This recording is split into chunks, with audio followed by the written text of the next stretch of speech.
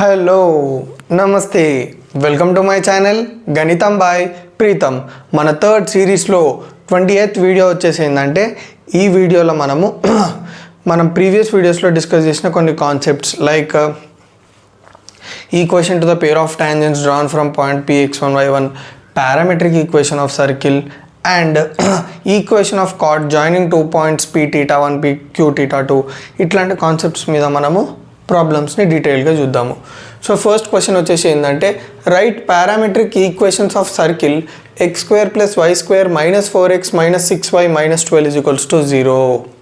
So ఏమంటున్నాడు, ఈ particular circle ఏదైతుందో ఆ సర్కిల్కి మనము పారామెట్రిక్ ఈక్వేషన్ రాయాలి. ఏం రాయాలి? Parametric equation. So parametric equations of circle ఏంటిది? ఫార్ములా ఏంది మనకి? x = h + r cos θ, y = k + r sin θ. So ఇందులో మనకి ఫస్ట్ అసలు దేన్ని ఏమంటారో మనకు తెలియాలి.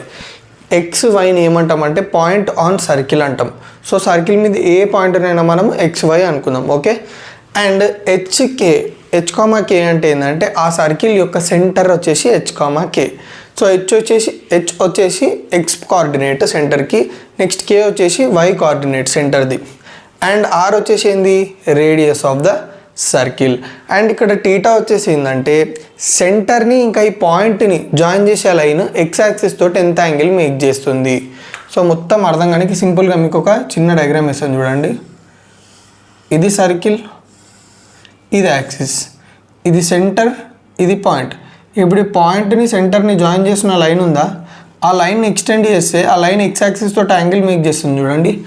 The line made by the angle CP with positive x-axis is nothing but theta. So మనకు అన్నీ తెలుసు ఇప్పుడు. సో ఇప్పుడు మనం పారామెట్రిక్ ఫామ్లో రాసుకోవాలి. ఎట్లా రాస్తాం చూడండి. సో మనకి ఇచ్చిన సర్కిల్ ఈక్వేషన్ ఏదైతుందో అది ఏ ఫామ్లో ఉంది? జనరల్ ఈక్వేషన్ ఆఫ్ సర్కిల్ ఫామ్లో ఉంది. సో ఆ ఫామ్ ఏంది? x² + y² + 2gx + 2fy + c అనేది ఆ ఫామ్. ఇప్పుడు ఈ పర్టికులర్ సర్కిల్ ఈక్వేషన్కి మనకు సెంటర్ ఏంది? -g, -f. రేడియస్ ఏంది? √g² + f² - c. ఇది మీరు ఇంటర్మీడియట్ మొత్తంలో మర్చిపోవద్దు, ఓకేనా. జనరల్ ఈక్వేషన్ ఆఫ్ సర్కిల్, దాని సెంటర్, దాని రేడియస్, ఓకేనా. సో ఇప్పుడు మనకి పారామెట్రిక్ ఫామ్లో రాసుకోవాలంటే రేడియస్ కావాలి, సెంటర్ కావాలి కదా. సో సెంటర్ కనుక్కుందాం. సెంటర్ ఇప్పుడు సర్కిల్ వచ్చేసి ఇది, ఓకే. సెంటర్ ఎట్లా కనుక్కుంటాం? సింపుల్గా మీరు x కోఎఫిషియంట్ని ఆఫ్ చేయండి. -4/2 ఇస్ నథింగ్ బట్ -2. సో మనకు సెంటర్ ఏంది? -g కాబట్టి -2 is nothing but +2, f -f కాబట్టి ఫస్ట్ f కనుక్కుందాం. f అంటే ఏంది చూడండి, మీకు ఈజీ గుర్తుండడానికి x కోఎఫిషియంట్ ఏంది? 2g కదా, y కోఎఫిషియంట్ ఏంది? 2f కదా. సో సింపుల్గా మీరు ఆఫ్ చేసినారనుకోండి, మీకు g వస్తుంది, f వస్తుంది, అవునా కదా? ఎస్. సో ఇప్పుడు నేను ఆఫ్ చేసిన ఈ కోఎఫిషియంట్ -6/2 అంటే -3. So -3 is nothing but +3. Next radius r = √g² అంటే g వాల్యూ ఎంత ఉంది? -2.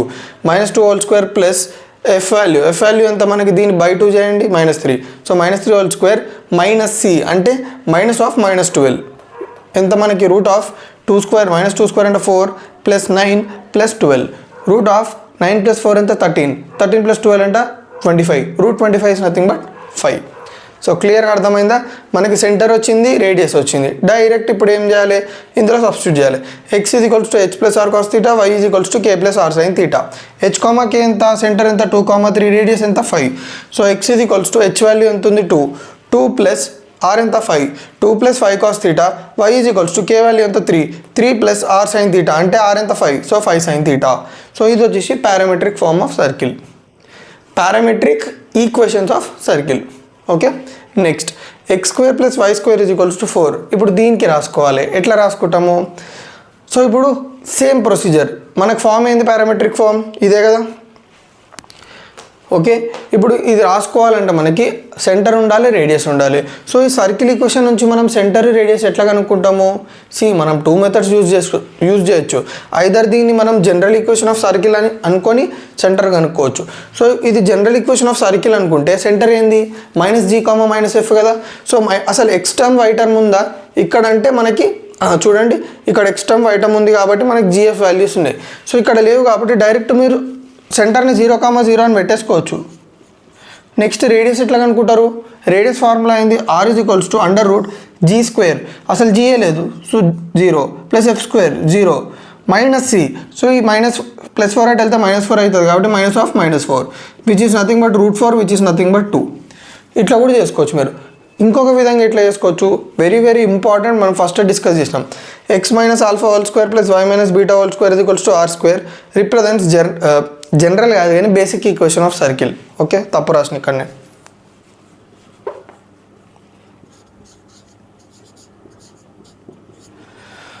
రైట్, ఇప్పుడు నేను చూడండి x²ని x - 0² రాసుకోవచ్చా? ఎస్. ప్లస్ y² y² - 0² రాసుకోవచ్చా? ఎస్. ఇది = 4 ఉంది, 4ని 2² రాసుకోవచ్చు కదా. సో ఇప్పుడు మీరు ఈ 2 చూడండి, ఈ పర్టికులర్ నేను ఏదైతే రాసినో దాన్ని పైన ఉన్న ఈక్వేషన్ తోటి కంపేర్ చేయండి. x - 0² + y - 0² r². ఆల్ఫా ప్లేస్లో ఎంత ఉంది? 0. బీటా ప్లేస్లో ఎంత ఉంది? 0. అంటే దాని అర్థం ఏంది?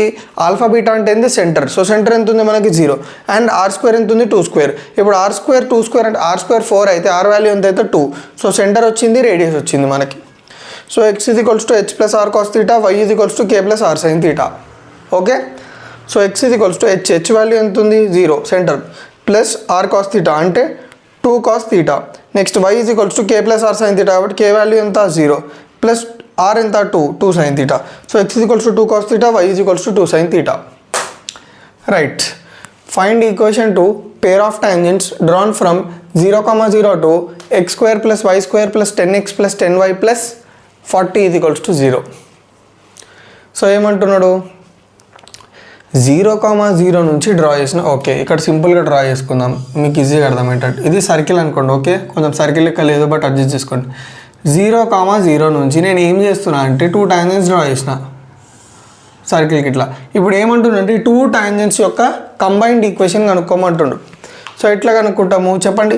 Equation to pair of tangents drawn from x1, y1 to s = 0 is s1² = s × s11. Point నుంచి ఈ సర్కిల్కి 2 టాంజెంట్స్. సో ఇందాక మనం ఎక్కడ వరకు చూసినాము? సో ఇది వచ్చేసి ఫార్ములా పేర్ ఆఫ్ టాంజెంట్స్కి. సో ఇప్పుడు నేను ఏం చేస్తున్నాను చూడండి, ఇది వచ్చేసి సర్కిల్ ఈక్వేషన్, ఇది వచ్చేసి 0, 0. సో s1 అంటే ఏంది చెప్పండి? x1 + y1 + g(x + x1 + f(y + y1 + c). So s1 అంటే ఫార్ములా. ఇప్పుడు సబ్స్టిట్యూట్ చేయండి. s1 = x × x1 ఎంత? 0 plus y × 0 plus g value ఎంత? సింపుల్గా నేను ఏం చెప్పినా మీకు, x కోఎఫిషియంట్ ఆఫ్ చేయండి 5 వస్తుంది, plus 5 × x + 0 plus f coefficient y coefficient ఎంత? 5. సో y కోఎఫిషియంట్ 10, దాన్ని ఆఫ్ చేయండి 5 వస్తుంది. 5 × y + 0 + 40. సో మొత్తానికి ఇదంతా సాల్వ్ చేస్తే 0 అయిపోతుంది, 0 అయిపోతుంది. 5 × x 5x, 5 × y 5y + 40, 5x + 5y + 40. So s1 వచ్చేసి 5x + 5y + 40. ఇప్పుడు నేను ఏం చేస్తున్నా అంటే డైరెక్ట్ ఫార్ములాలో సబ్స్టిట్యూట్ చేస్తున్నా. s1² = s × s11 కదా. సో s1 అంటే ఏంది? 5x + 5y + 40 2 s అంటే ఏంది? x² + y² + 10x + 10y + 40 into s11 అంటే x1² + y1² + 10x1 + 10y1 + 40. So ఇప్పుడు నేను ఏం చేస్తున్నా అంటే చూడండి, s11 అంటే ఏందో మీకు తెలుసు కదా. సింపుల్గా ఈ ఈక్వేషన్లో x ప్లేస్లో y ప్లేస్లో x1 y1 పెట్టుకోండి. రైట్, సో చూడండి ఇక్కడ నేను ఏం చేస్తున్నా అంటే మూడిట్లకి నుంచి 5 కామన్ తీసిన. 5 of x + y + 8 2 x² + y² + 10x + 10y + 40 into చూడండి x1 ప్లేస్లో y1 ప్లేస్లో ఎంత పెట్టుకోవాలి నేను? 0, 0. అందుకే 0² + 0² అన్ని జీరోలు పెట్టుకున్నా ప్లస్ 40. సో ఇప్పుడు ఏమవుతుంది? ఈ 5 బయటకు వస్తే ఏమవుతుంది? స్క్వేర్ అప్లై అవుతుంది దీనికి. సో 25 × x + y + 8 2 ఇదంతా సాల్వ్ చేస్తే మనకి ఏమొచ్చింది? అంతా 0 అయిపోతే 40 మిగులుతుంది. So 40 × x² + y² + 10x + 10y + 40. So ఇప్పుడు ఈ 25 ఏం చేసిన అంటే నేను ఇటు సైడ్ కిందికి పంపించిన. అప్పుడు ఏమవుతుంది? 5 5s 5 8s. So x + y + 8 2 8/5 × x² + y² + 10x + 10y + 40. So next నేను ఏం చేసిన అంటే 5 పంపిస్తే ఏమవుతుంది చెప్పండి మీరే? 5 పంపిస్తే ఏమవుతుంది? మల్టిప్లికేషన్ అవుతుంది. సో 5 ఆఫ్ దీన్ని ఎక్స్పాండ్ చేయండి. ఇది ఏ ఫామ్లో ఉంది? a + b + c (2) అంటే ఏమొస్తుంది మనకి? x² + y² + 64 + 16x + 16y + 2xy = 8 × x², 8x², 8 × y², 8y², 8 × 10x, 80x, 8 × 10y, 80y, 8 × 40, 320. So ఇక్కడ మీకు ఇది ఎట్లా వచ్చింది అని అందరికీ డౌట్ ఉంటుంది. a + b + c (2) ఫార్ములా అయింది a² + b² + c² + 2ab + 2bc + 2ca. Formula substitute చేసిన. తర్వాత దీన్ని 5 తోటి మల్టిప్లై చేయండి. 5 into x square 5x square, 5 into y square 5y square, 5 into 64 320, 5 into 16x 80x, 5 into 16y 80y, 5 into 2xy 10xy is equals to 8x square plus 8y square plus 80x plus 80y plus 320. So ఇప్పుడు సింపుల్గా నేను ఏం చేసిన, ఈ total ఇదంతా ఉందా left hand సైడ్లో, ఇదంతా రైట్ హ్యాండ్ సైడ్కి పంపించిన. అప్పుడు ఏమైతే చెప్పండి, 8x square plus 8y square plus 80x plus 80y plus 320 minus 5x square minus 5y square minus 320 minus 80x minus 80y minus 10xy is equals to 0. చూడండి, plus 80x minus 80x cancel, plus 80y minus 80y cancel, plus 320 minus 320 cancel. మిగిలింది ఏంది, 8x square minus 5x square 3x square, 8y square minus 5y square 3y square minus 10xy is equals to 0. So ఇది వచ్చేసి ఈ 2 టాంజెంట్స్కి combined equation. ఓకేనా? So ఇక్కడ క్లియర్గా అర్థమైందా?